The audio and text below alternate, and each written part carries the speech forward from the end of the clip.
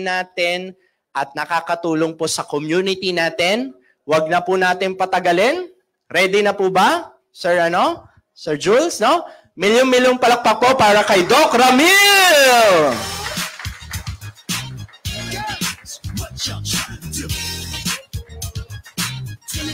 Thank you, Doc. Magandang hapon po sa lahat. Kumusta po ang buhay? No? Kung minsan maraming problema, no? Minsan nakangiti lang tayo pero sa likod may problema, mabigat. No? Kung minsan may mga kamag-anak tayong may sakit, may malalang sakit, kaya kung bakit nasa IAM, umiinom ng barley. So na-introduce na sa inyo yung barley, maganda talaga.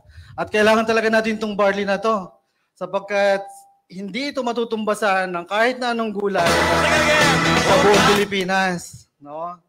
So nag-play na isang slide. No? So hindi kasi ito matutumbasan ng kahit na anong gulay dito sa Pilipinas.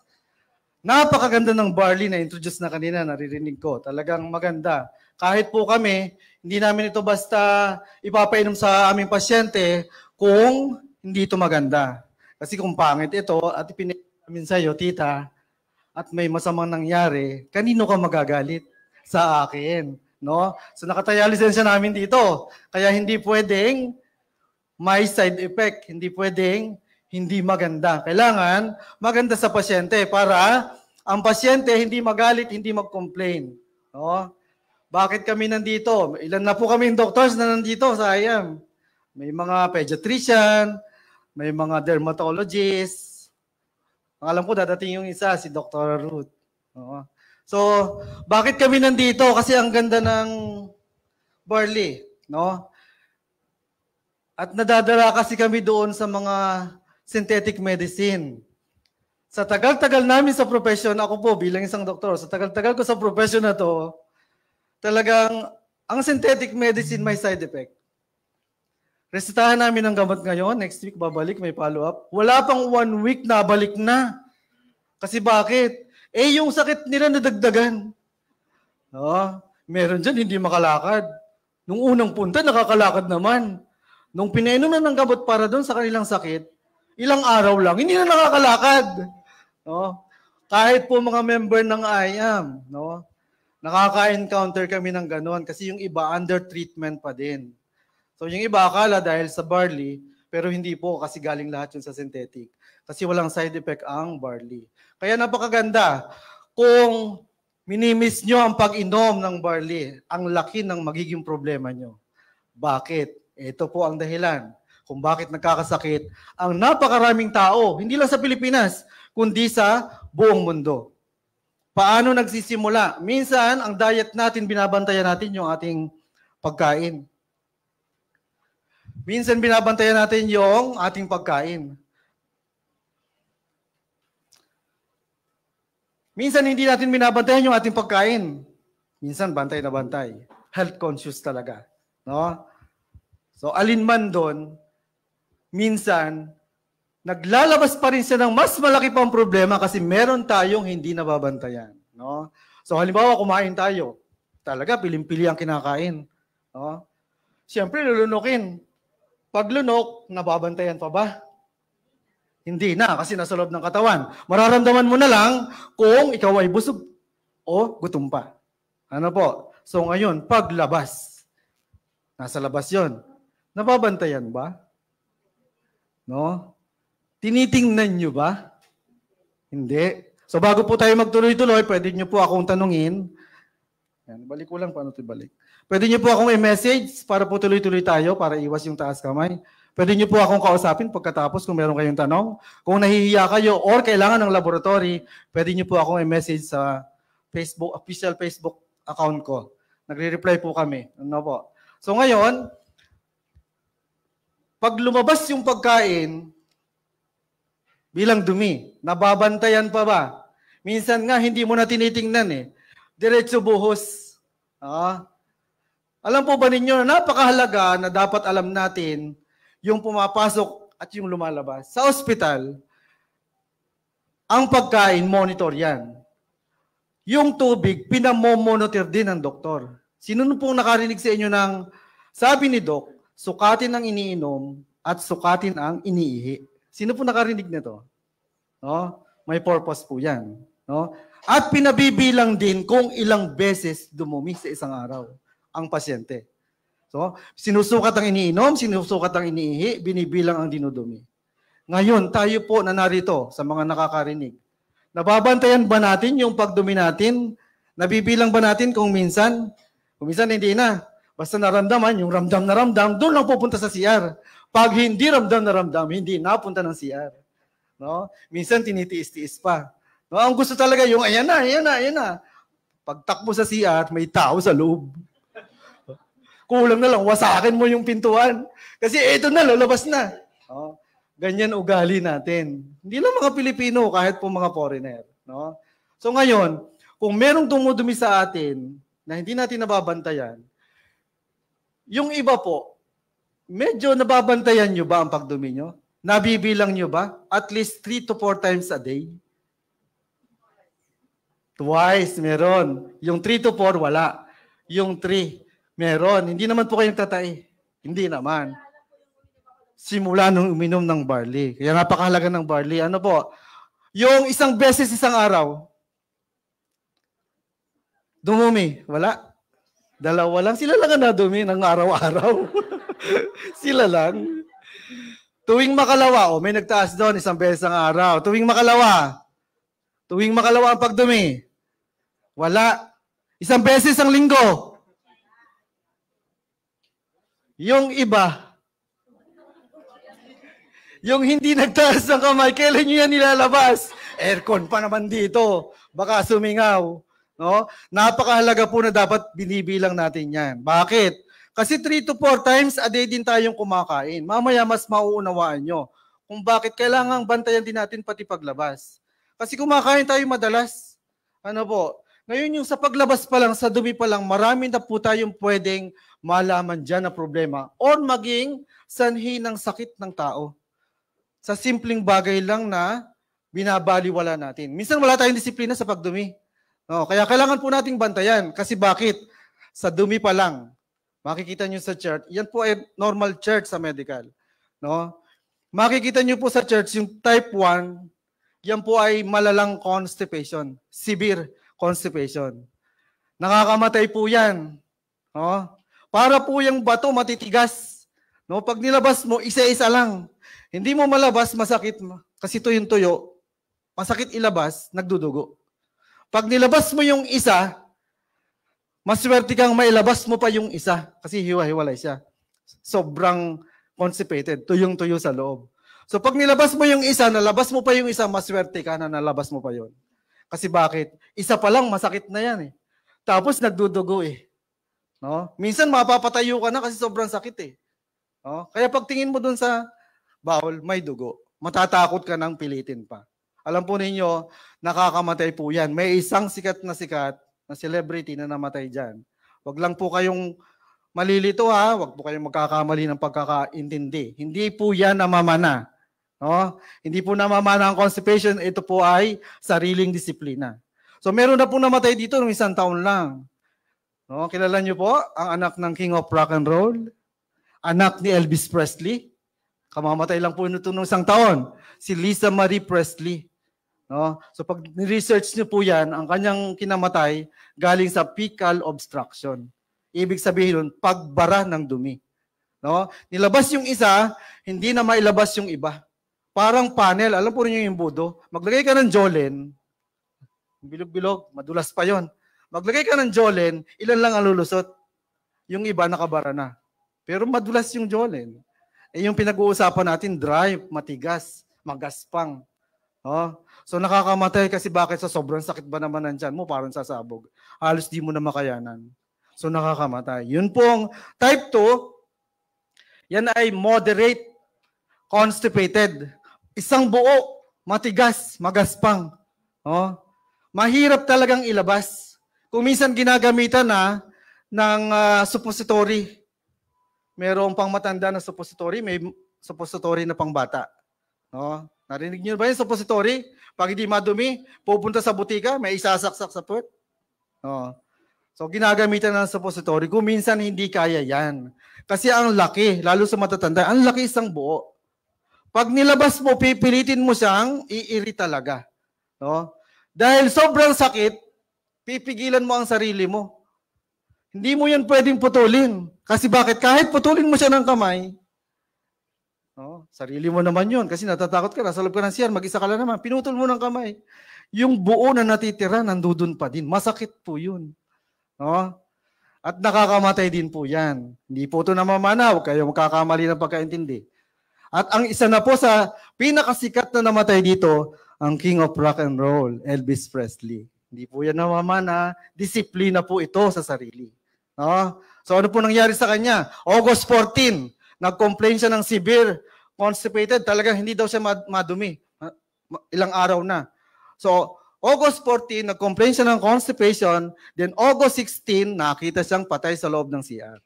Nakasubsob. Paano nangyari yon? No, may autopsy na kasi yon. Kasi matagal na. So, ano nangyari? Yung type 2, pinilit niyang ilabas. Hindi niya malabas. Siyempre, masakit ang tiyan niya. Pipilitin niyang ilabas kasi nandun na yung dulo. Nalabas niya na. So, pinilit niyang ilabas, nagkaroon ng compression sa abdominal aorta. Yung pong daluyan ng dugo papunta sa puso. So, nagkulang sa dugo ang puso.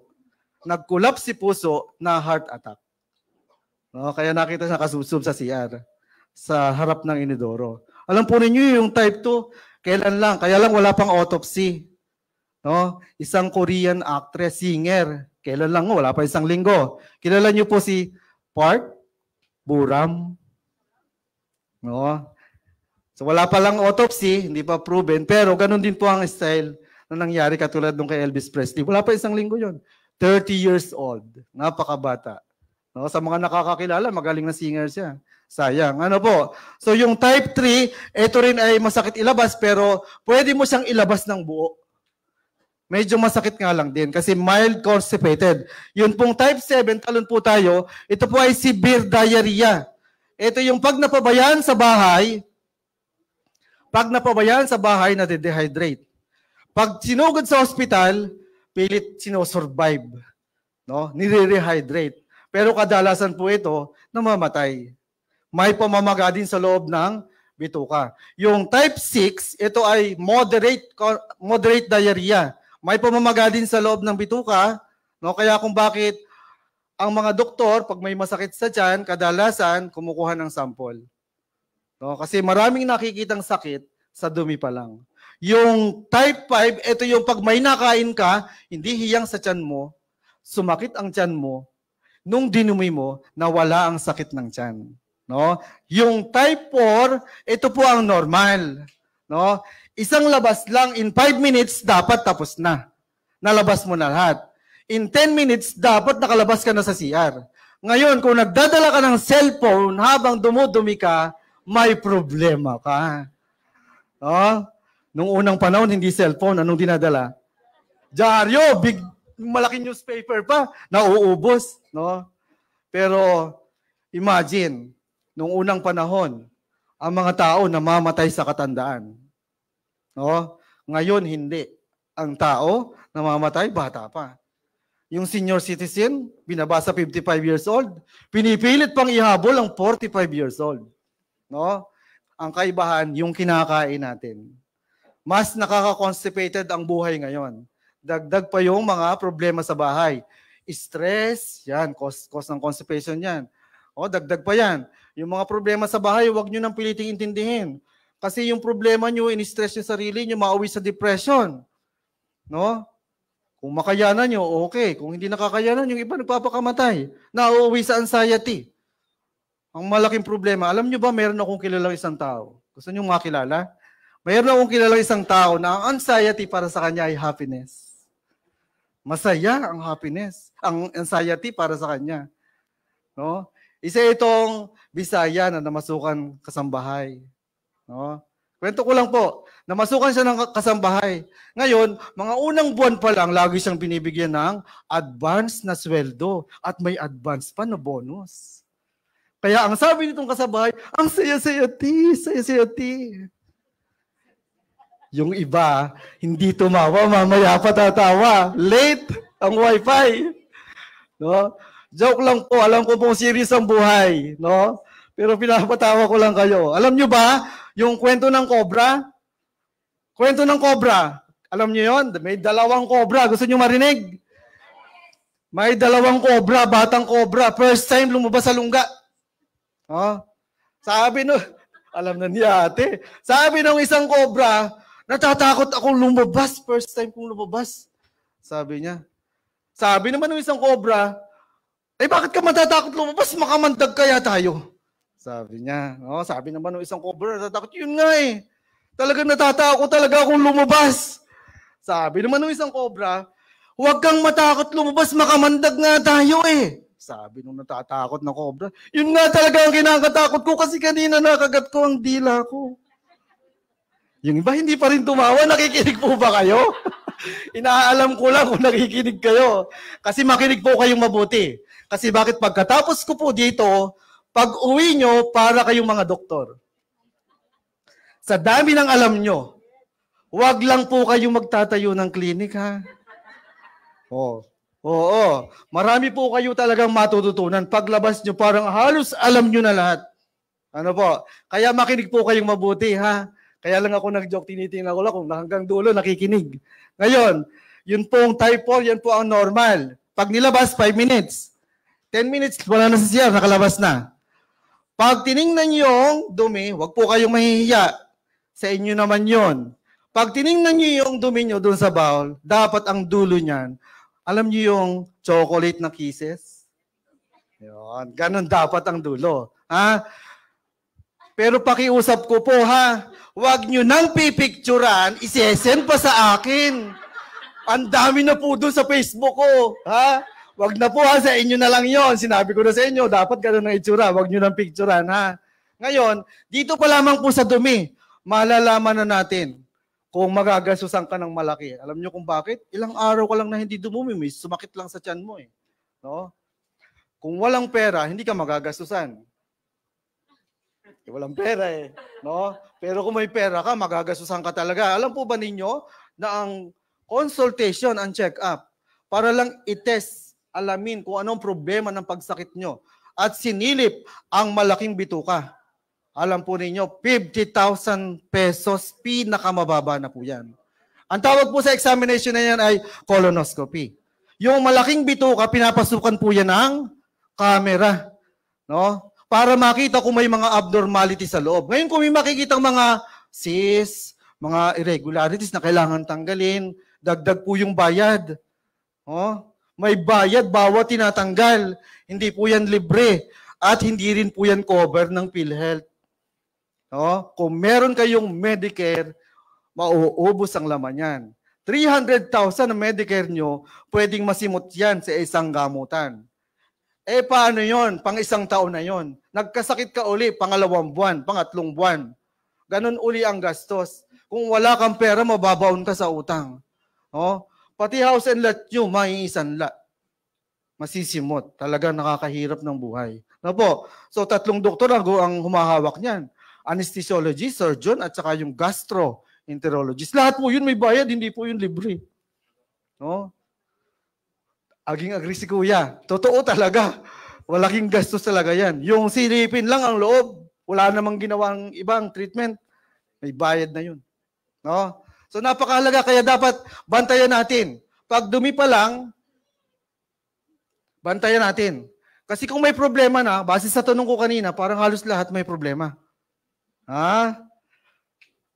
Bantayan natin. Kasi bakit? Later on kasi, maglalabas yan ng napakaraming sakit. No? Simulan natin sa pagkain. Mabilis lamang po ako, kaya makinig kayong mabuti. Saglit lang ito, pero ang matutunan nyo, paglabas nyo, para kayong mga doktor. Pag kinausap nyo, mga prospect nyo na may sakit, alam na alam nyo kung paano nyo ipapaliwanag at kung ano ang kailangan nila. No? Simulan po natin sa pagkain. Normal na pagkain. Ito pong makikita nyo ay normal na pagkain. No? Siyempre, pag kumain tayo, magsisimula tayo sa bibig. Ano po? So, pag sisimula tayo sa bibig, siyempre sa bibig, kailangan itong nguyain. Kasi sa loob ng tiyan, walang ngipin. Ngayon, sa makikita nyo, ang pagkain, ang normal, bababayan dun sa stomach. Normal po yan. Pabalik-balikan po natin itong lugar na to. Yan. So, pagdating sa stomach, bababayan sa maliit na bituka para i-absorb ang mga minerals, nutrients, yung 68 micronutrients, i-absorb dyan. Lahat ng kailangan ng katawan, no, dyan ma-absorb sa maliit na bituka. Ngayon, yung sobra sa kinain mo, pupunta sa mas malaking bituka bilang dumi. Oh, bilang dumi, para mas magkaintindihan po tayo. Yan na po yung tae. Ano po? So magta-travel po yan dyan. Ang tawag po namin sa bawat paggalaw na yan, peristalsis movement. Nangyayari po yan 3 hanggang 4 na beses sa isang araw. Kaya kung bakit po tayo nagugutom umaga, tanghali, gabi. Kasi nawawala ng laman yung ating tiyan. Ngayon, yun pong kinain mo, for example, yung almusal, magsasama-sama po yan dyan na magta-travel. Hanggang sa makarating doon sa pinakadulo, ang tawag po doon sa dulo ay rectum. Diyan po naiipon ang dumi. Napakagaling ni Lord kasi bakit? Pag dumating ang dumi, dyan sa rectum na yan, sa bahay ng dumi, may mga nerves dyan. No? May mga nerves dyan na nakapaligid. At pag may dumi dyan, nakarating, sasabihin sa utak mo na nadudumi ka. Kaya kung minsan, yung tiniis-tiis mo, naramdaman mo na, hindi mo idinumi, nawawala. Lumilipas. No? So ngayon, pag nandiyan na, dapat ilabas yan. Iintayin lang kung meron pang dessert o kung ano pa man ang kinain mo, nung almusal, magsasama-sama yan dyan. At pagdating niyan dyan, dahil pinaramdam na sa'yo, kailangan mo yang ilabas. Oh. Sino po yung mga first-timer? First-timer po dito. Yan. Oh, alam na ha, mga nag-invite. Baka gutom na yan mamaya. Oh. Ngayon, ito po ang normal. Ano? Yan po yung normal na nangyayari. Sabi ko sa inyo kanina, babalik-balikan natin yung gitna. Yan. Ito po ang gitna. Involved na po rito ang mas maraming internal organ. Nandyan ang liver. Nandyan ang gallbladder. Nandyan ang stomach. Nandyan ang pancreas sa bandang ilalim ng stomach. Nandyan ang spleen sa gilid ng stomach. So ngayon, pagbaba ng pagkain sa loob, ang stomach maglalabas siya ng mga acid. Para mas lusawin pa, yung nginuya dapat ng ngipin sa bibig. Nang sa gayon, paglabas niya dyan, may valvula dyan, papunta doon sa kasunod na parte. Dapat hindi yun na sasaktan, kasi maliit lang yon. Pupunta ang pagkain sa unang parte ng small intestine. Ang tawag dyan, duodenum. Yung pagkain, ang tawag dyan, chyme. Sa lugar na yan, magsasama-sama at magtutulong-tulong maglabas ng liquid o acid, yung mga internal organ dyan na involved, para mas makuha yung carbohydrates, nutrients, etc. Kung ano-ano pa. Para pagdating sa maliit na bituka, hindi mahirapan si maliit na bituka. No? Organize si Lord, no? Organize si Lord, no? So ngayon, hindi advice na magpalipas ng gutom. Nakita niyo yung unang parte? Nagsasama-sama ang mga liquid, mga acid. Pag walang pagkain doon, yan yung sumasakit sa inyo. Na nagugutom kayo. Pag lumala yan, at pinababayaan nyo nagpapaulit-ulit, naataas ang acid doon. Yung sobrang acid, nakakasugat yan doon sa duodenum na yon, sa loob. So magkakaroon ng sugat-sugat, ang tawag doon ay very good ulcer. No? So mas lalong magkakaproblema mamaya. No? Pag natapos nyo, malalaman nyo kung ano. Mas marami pang problema. Ngayon, i-involve po natin ang constipation. Ito po ang constipation. Kaya makinig kayo mabuti. Malapit na po ako matapos. Saglit lang to. Ito po ang constipation. Involve po dito yung mas malaking bituka o yung large intestine. Ngayon, paglabas ng sobrang pagkain dyan sa maliit na bituka, yan na po yung dumi. Mas natutuyo po yan dyan. No? Habang nagtatravel, mas natutuyo po yan dyan. Kaya kung mahina kayong uminom ng tubig, mas nahihirapan yung peristalsis movement. Kasi bakit? Dry. No? So mahina kayo sa fiber nyo. Sa mga kinakain, mataas sa fiber. Wala. Zero as in. No? So mahihirapan din si malaking bituka. Yan po ang mga reason kung bakit nagkakaroon ng constipation. Yung peristalsis movement, may problema. Mahina sa tubig, mahina sa fiber. Ano pa? Stress. Kadalasan pag may problema ang tao, hindi talaga nakakaramdam yan na nadudumi siya. Kahit pinaramdam na sa kanya, sinabi na sa utak niya. No? Hindi nyo nararamdaman yun. Kasi bakit? Congested yung utak. Walang pumapasok doon sa utak.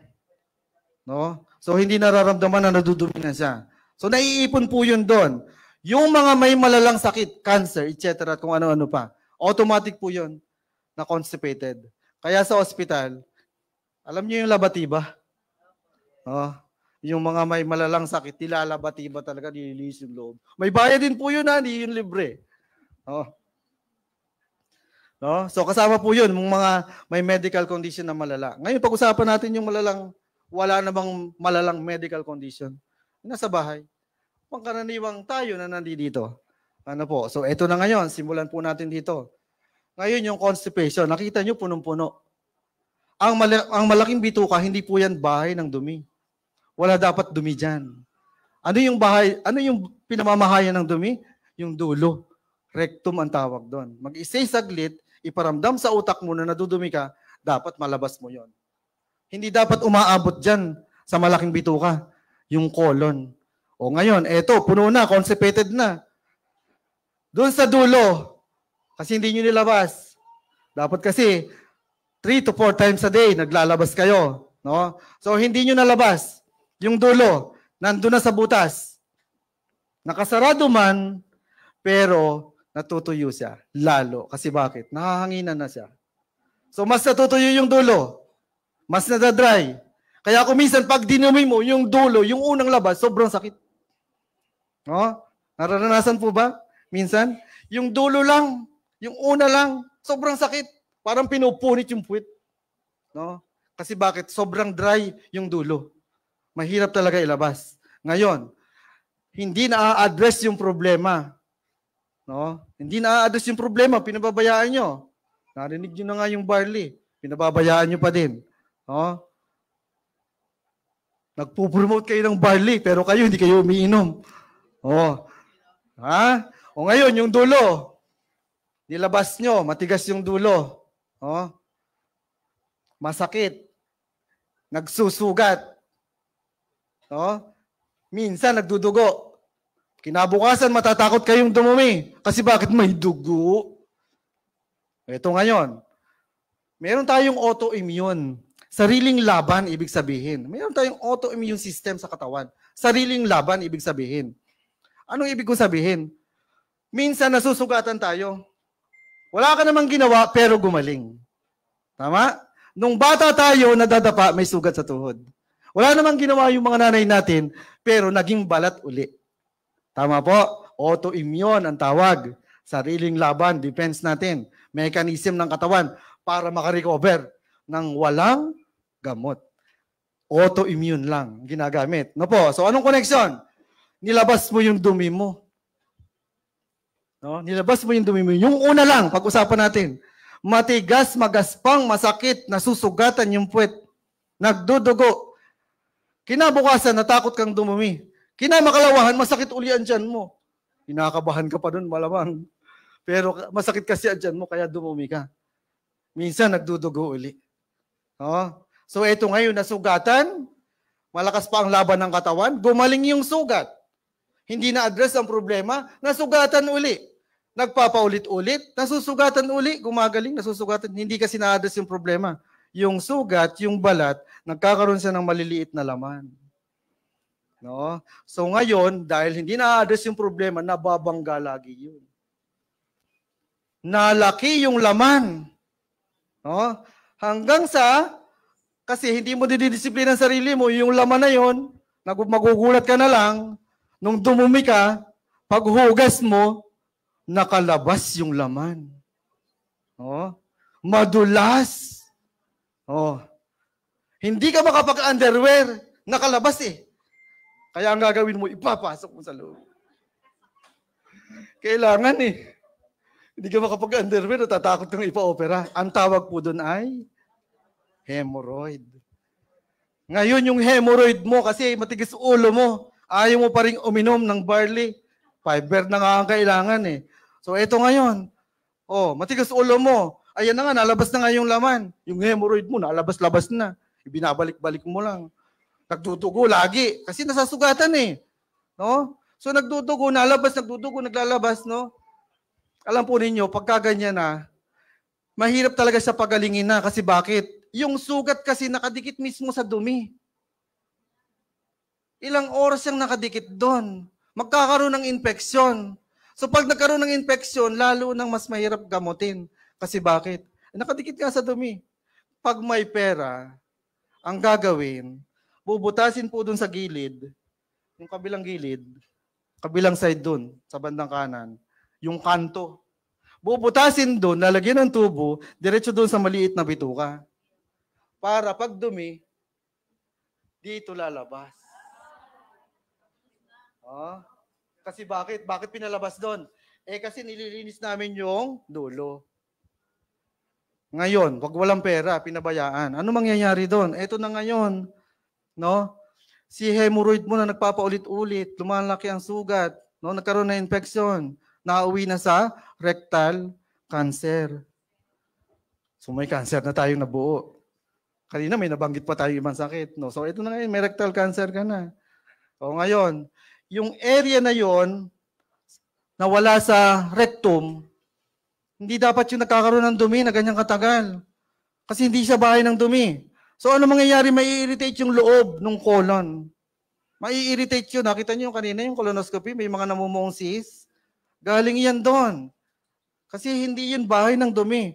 So nai-irritate kung ano-ano tumutubo. Hanggang sa meron ng tumor doon, may bukol na doon. Ngayon, uulitin ko, kung may pera, bubutasin dito para dito dudumi. Gastos din yun. Yung problema, natatakot kahit may pera. Ang pinakamahirap, walang pera. No? So ano mangyayari? Nagkaroon ng bukol doon. Laging may dumi, nakadikit lagi doon. Yung bukol na yun, nalaki yun. No? Inaala-alagaan. Nalaki yun. Naging tumor. Pinabayaan pa din. Sa yung tumor, nagkaroon na ng mga ugat, mga galamay, metastasis po tawag doon, cancer na. Ang tawag doon ay colon cancer. Kadalasan, pag may colon cancer, kadugtong na yung rectal cancer. Ang tawag na namin doon, colorectal cancer. May isang taong sikat na sikat, dyan namatay. Kilala nyo? Ang dating presidente, Corazon Aquino. Oh, hindi usapang pangmayaman to ha, kasi base sa tanong ko kanina, parang maraming problema sa dumi. Ha? So, hindi usapang pangmayaman. Ngayon, balikan pa natin, pabalik tayo. No, babalik-balikan natin yan. No, dami na nakukuha sakit dyan. Ngayon, barado sa loob. Nakita nyo kung gaano kadami. Almusal, tanghalian, hapunan. Dumumi ka konti. Nagmerienda ka pa. Dumumi ka uli, konti. Kaya kailan? Nung makalawa. No, so, ang dami na. So, ngayon, yung malaking bituka, kasi hindi yan bahay ng dumi, hindi pwedeng maipon yan. Dan, tumaas lang ng konti dyan, pwede ka nang mamatay dyan. Si Lisa Marie Presley nga eh. Hindi naman ganyang kataas, kinamatay niya eh. No? So hindi pwedeng tumaas na dyan. Kasi pag tumaas pa dyan, pwede ka nang mawala sa daigdig. O ngayon, hindi pa tumataas dyan. Ano mangyayari? Yung loob niyan, puno yan ng hangin. Pressurized, kasi bakit? Barado sa dulo eh. Pressure sa loob. Malakas ang pressure. Ngayon, yung mga pagkain na nandun sa maliit na bituka, yung sobra doon na hindi kailangan ng katawan, hindi makalabas. Kasi bakit? Yung loob ng malaking bituka, puno ng pressure. Hindi makapasok sa loob. Yung pressure na yon, ang tawag doon, bloated. Masakit na yung tiyan, nalipat-lipat. Bakit ganun? Kasi hangin yun eh. Malakas na pressure ng hangin, palipat-lipat eh. Kaya ang sakit, palipat-lipat. Pag napunta ng ospital, Dok, sakit dito. Nung tumagilid, Dok, dito na. Sinakalipat yung hangin. Malakas talaga nun. Parang sasabugan dyan. No? So, minsan nakakamatay talaga. Sobrang bloated na. No? So, ngayon, pabalik ulit tayo. Yung area ng maliit na bituka, small intestine, puno ng pagkain. Kasi bakit? Hindi makapasok. Hindi makapunta yung sobra. Yung hindi na kailangan ng katawan, nandun sa maliit na bituka. No? Nahihirapang ilabas. So ano ang nangyayari? Ito, balikan pauli natin pabalik. Naalala nyo yung duodenum na naglalabas ng nagsasama-sama ng liquid. So ito ngayon. No? Nagsasama-sama ang liquid. Hindi makababa. Kasi bakit? Congested yung maliit na bituka ng pagkain. So nahihirapan akong bumaba o mabagal ang pagbaba. So ano nangyayari ngayon? Nataas ang acid dun sa duodenum. No? Kung nagpapaulit-ulit, nagkakaroon nga ng ulcer. Eto ngayon, maswerte kang, hindi ka nagka-ulcer. Nalabas ngayon yung acid, nabalik dun sa stomach. May acid din dun. So nataas na ngayon ang acid dun sa stomach.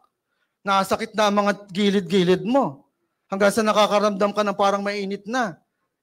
Kasi bakit? Naaakyat yung acid. Mainit na. Sakit na. Parang aatakihin sa puso.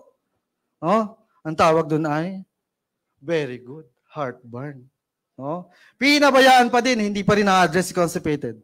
Si heartburn, ayan. Tumataas-taas na. Pagising mo sa umaga, maasim-asim. Nararanasan? Maasim-asim. Lalo kasi yung buong overnight na gabi, wala ka namang kinain. Dadagdag mo pa yon na nataas ang acid, maasim talaga sa umaga. Pag lumala, pag tumindi pa ang acid, eto na, isusuka mo na yan. Yung unang suka masakit. Kasi galing pa dun sa pinakaloob-looban. Oh? So isusuka mo na yan. Dahil hindi na-address ang problema, magpapaulit-ulit lang yan kahit uminom ka ng omeprazole. Sabi ni Doc, inom ka ng omeprazole. Uminom ka ng mga antacid. No? Makokontrol lang. Pero magpapaulit-ulit yan. Hindi yan mawawala sa'yo. Kasi bakit? Hindi na-address yung totoong problema. No? So ito na ngayon, nagpapaulit-ulit na yung suka mo. Tumatagal na. Ang tawag na doon ay GERD, gastroesophageal reflux disease. Oh, so may natututunan? No, maraming natututunan. Ngayon, balik tayo doon sa duodenum. Mahina ang flow. Kasi bakit? Hindi makababa.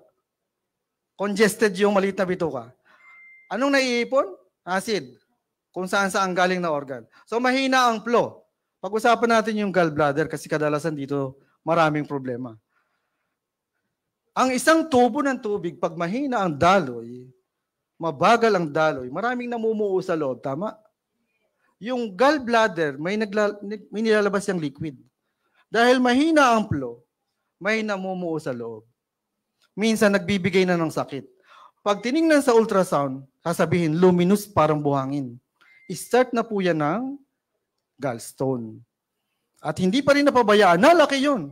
Pag lumaki yung gallstone mo, pwedeng 1, 2 o 3. Pag 3, nag-uuntugan. Pag nag-uuntugan, masakit. Sasabihin mo sa doktor mo, Dok, simula dito ang sakit, papunta sa likod. No? Yung gallstone mo, namamaga. Malaking gastos po yan. Pag si Dok na-tsempuhan ka at kailangan ng pambayad ng kotse, operahin natin. Bubuksan, 50,000. Hindi bubuksan, bubutasin lang ng 3. Laparoscopy ang tawag. No? 100K. Gastos na maliwanag. Tama? Dahil lang sa simpleng constipation. Binabaliwala. Ngayon, kung may namumuong stone doon sa gallstone, walang pinag-iba yan doon sa liver. May namumuo din doon. Kasi bakit? May mga flow kasi na mabagal. No? So, ito ngayon. Balikan natin yung small intestine. Ito na ngayon, mas maraming problema. Sino po ang may maintenance dito? Iniinom na gamot. Araw-araw. Meron. Ilan po iniinom nyo? 7! Wow! Ikaw po, nanay. 2. Meron sa hypertension. Ikaw din po. Blood sugar. Na heart attack na. O ito pag-usapan natin sila. Okay lang po ba? Pag-usapan natin yung problema nyo. Hindi po ikaw yung problema. Para mas maintindihan ng madami. Ito ngayon. Yung pong iniinom nyo ay amlodipine, mataas kasi BP nyo. Ano po? Ang sabi ni Doc, iinumin araw-araw. Tama po? Hanggang kailan? Nakakalungkot. Ano po? May ginagastusan na gamot, pero hindi gumagaling. Di po masarap gumastos kung gagaling. At hindi maglalabas ng maraming sakit. Alam po nun yung unang panahon, ito marami rito siguro matagal nang nabubuhay sa daigdig. Nung unang panahon, wala akong naririnig na dialysis. Tama po ba? Ang tao namamatay sa katandaan. Hindi sa kung ano-anong sakit. Lalong hindi sa dialysis. No? So ito ngayon, para mas maintindihan nyo. puno ng pagkain yung maliit na bituka. No. Sabi ni Doc, inumin mo itong gamot mo, maintenance na taas kasi ang BP mo. No? Bawasan ng kanin, bawasan ng maalat, bawasan ng mamantika. Sinusunod naman po, tama? Kasi kung hindi nyo susundin, parang ayaw nyo nang mabuhay. Kaya susundin. Ano po? Pumasok na po ba sa isip nyo minsan na iniinom ko naman yung gamot? Bakit ganun pa din? Ngayon, para mas maintindihan, no? Alam ko pong sinusunod nyo. Pwedeng hindi nyo na itanong sa doktor nyo. Pero kung iisipin, pwede nyo itanong, Dok, binawasan ko na yung kanin, binawasan ko na yung maalat, tsaka mamantika. Halos wala nang ang lasa. Sabi ng mga anak ko, huwag na raw ako kumain. No? Pati kanin, halos bawas na. No? Pwedeng itanong kay Doc, pero alam po ninyo, ang doktor, titingnan ka lang. At pwedeng isipin niya na, malay ko ba? No? Hindi naman kita nakikita sa bahay niyo. Pero bakit nga ba ganon? Sa kabila ng sinusunod naman nila, hindi matigil-tigil ang mga maintenance. Kasi pag nagtuloy-tuloy yan, kidney po sinisira dyan. Kidney po ang sinisira dyan. Totoo po yan. Ang dialysis, hindi po yan gamot. Tinutulungan lang yung kidney mo na linisin yung dugo mong madumi. Kasi sira na yung kidney, hindi na siya nagpapunction. Ano po? So mas maganda hindi mauwi sa ganon. O paano nangyari? Eto na. Yung maliit na bituka, punong-puno ng pagkain. Bakit punong-puno? Hindi makapasok sa malaking bituka yung mga sobra na dapat ay nilalabas na ng katawan. So nasaan ngayon? Nasa maliit na bituka. Congested, punong-puno, almusal, tanghalian, hapunan, merienda. No? Nauulit pa ulit, nadadagdagan na lang. Actually, matagal nang puno eh. No? Matagal nang puno kasi matagal ka nang hindi dumudumi ng 3 to 4 times a day. No? So matagal na talaga siyang puno. Nagpapaulit-ulit na lang. Ano nangyayari ngayon? O eto na, halimbawa, yung kanin. Sabi ni Doc, bawasan mo po ang kanin. Ikaw naman, binawasan mo na yung kanin mo. Ang problema kasi, yung nasa sa dulo. No? So ngayon, yung konti mong kanin, nandun sa maliit na bituka na iipon araw-araw. Naglalabas lang ng konti pag nakadumi ka ng konti.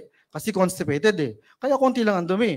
Kaya konti lang din ang movement doon sa maliit na bituka. So anong nangyayari ngayon?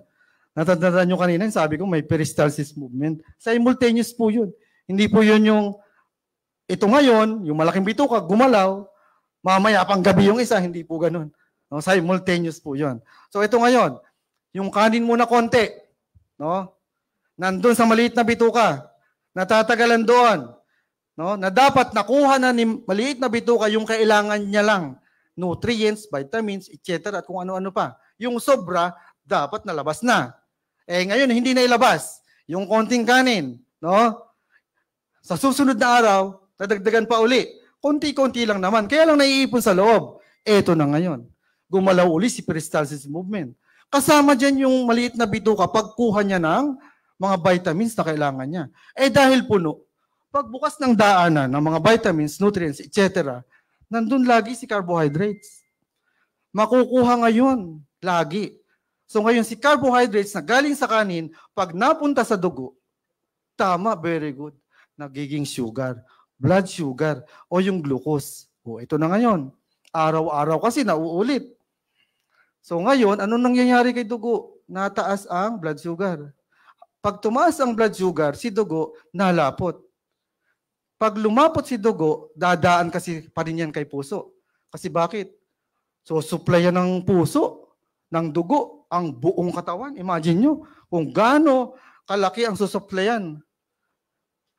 Kung gaano kalaki ang susuplayan ng puso. Ang liit-liit ang puso natin, ganito lang siya kalaki.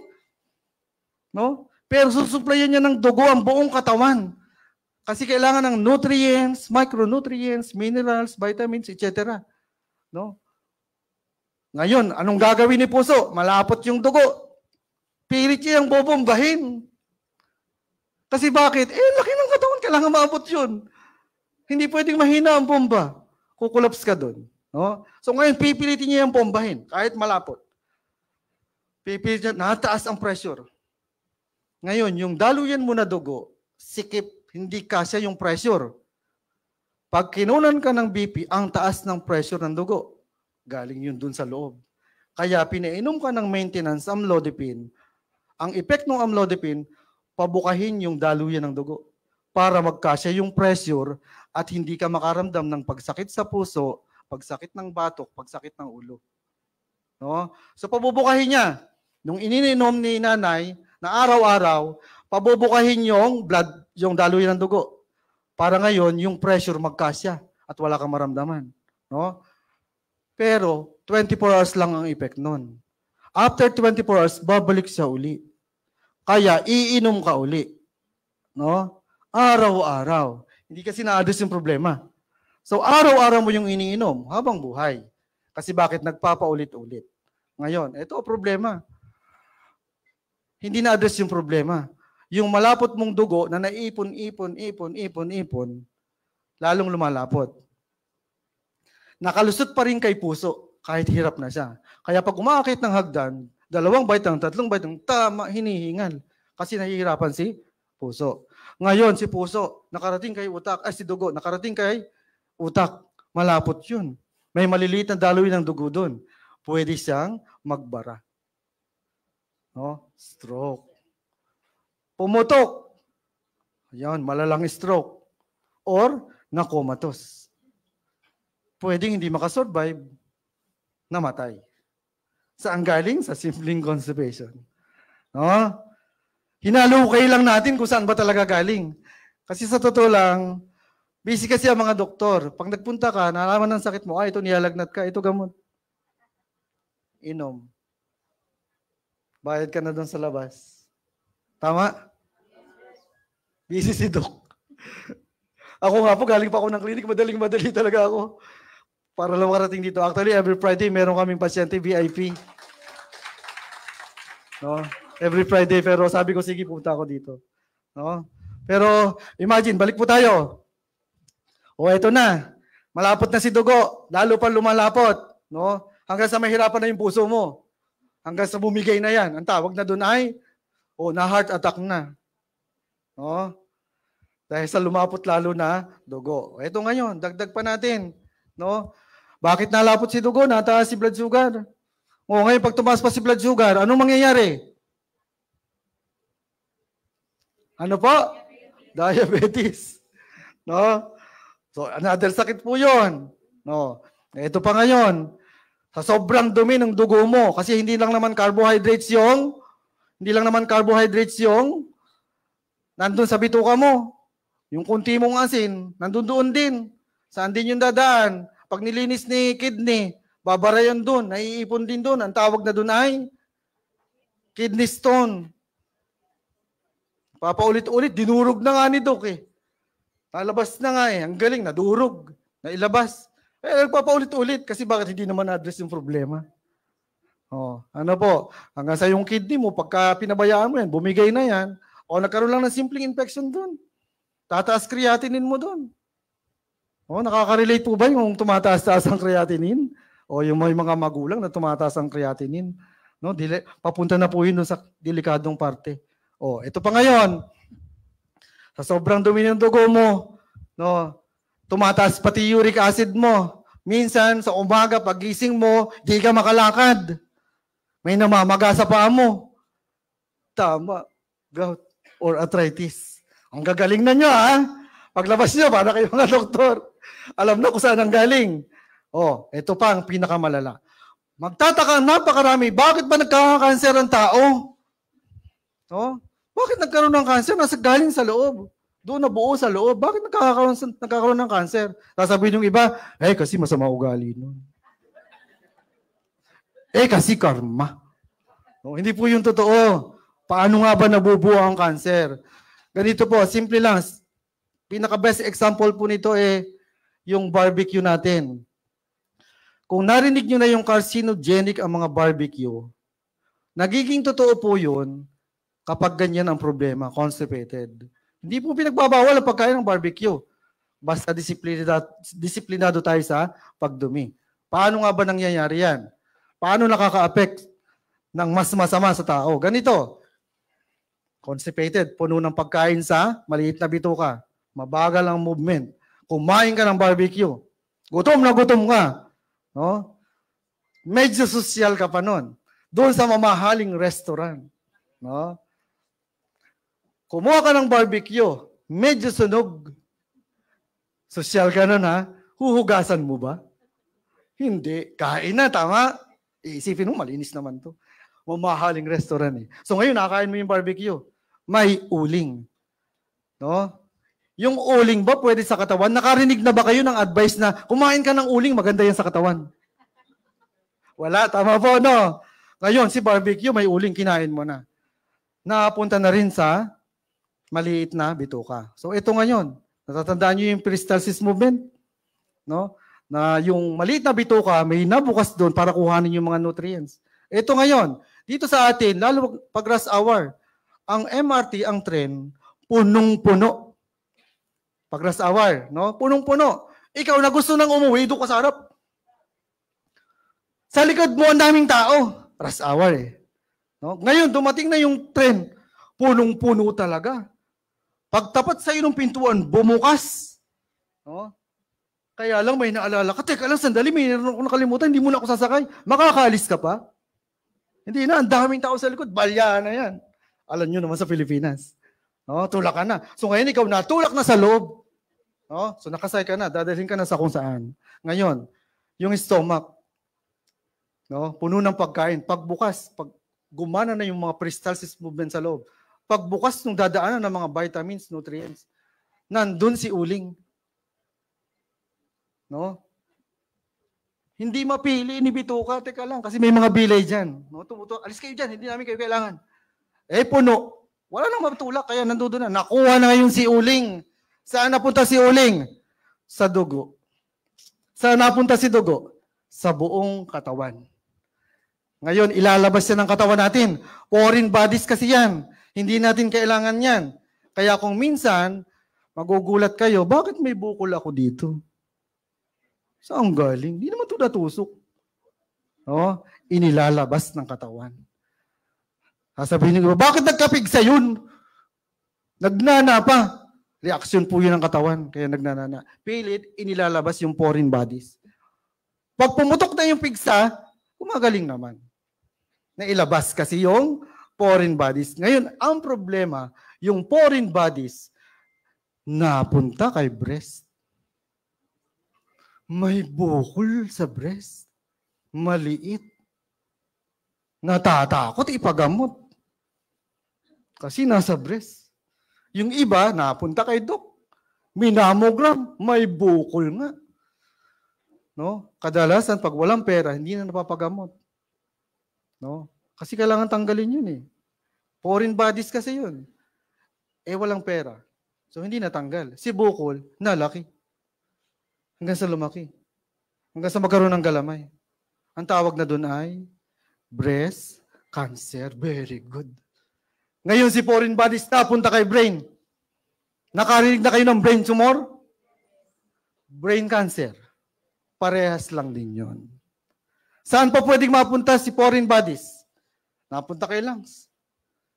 No? Para may sumasakit-sakit doon. Nagpunta kay doc, in-x-ray, may bukol din. Walang pera na pabayaan, magkaroon niya ng paglaki. Hanggang sa magkaroon ng mga galamay. Ang tawag na doon ay lung cancer. Very good. Ang gagaling nyo na, ha? May natututunan po ba? No? So, imagine, hindi na po natin dadaanan yung iba pang sakit.